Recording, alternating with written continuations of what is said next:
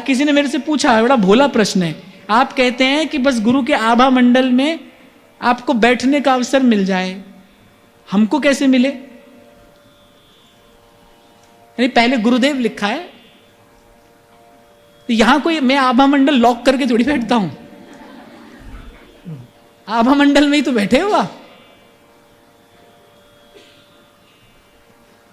और मैं तो आपसे ये भी और कहूंगा भाई, मेरे पास तो जो है मैं तो यहीं पर बांट के चला जाता हूं। इसीलिए कहता हूं भाई, मुझसे मिलना हो तो यहीं मिलिए, मुझसे वास्तविक मिलना तो यही है।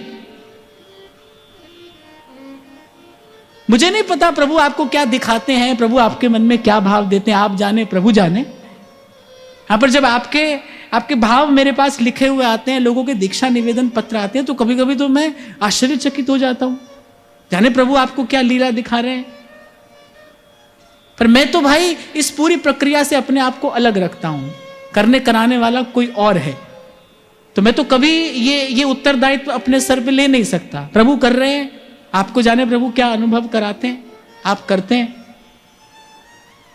आप कहते हैं कि आपकी बात से बात बन गई, पर मैं तो बड़ी विनम्रता पूर्वक ये बात कहता हूं भाई कि जिसकी बात बनी वो प्रभु की कृपा से बनी, जिसकी नहीं बनी उसमें कहीं ना कहीं मेरी गलती हो सकती है, मुझसे कोई भूल हो सकती है। जिसकी बनी है उसकी तो प्रभु की कृपा से बनी है। हाँ, पर मैं एक बात आपको बिल्कुल स्पष्ट कर देना चाहता हूं कि मुझसे अगर कभी आपको कुछ मिला या मिलेगा तो मिलेगा व्यासपीठ की सन्निधि में। मैं जो दूंगा वो यहीं से दूंगा, क्योंकि देने का अधिकार मुझे केवल यहीं बैठकर है। यहां से उतर जाने के बाद तो भाई मैं भी साधक हूं, यहां से नीचे उतरते ही मैं भी साधक हूं।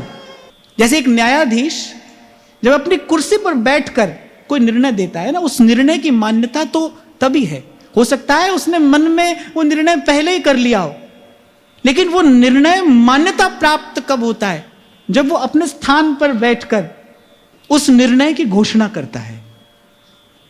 मुझे अगर कुछ देने का अधिकार प्रभु ने दिया है तो यही व्यासपीठ की सन्निधि में दिया है। यही आपका मेरा सच्चा संबंध है। इसलिए मुझसे मिलना तो सत्संग में ही मिलना,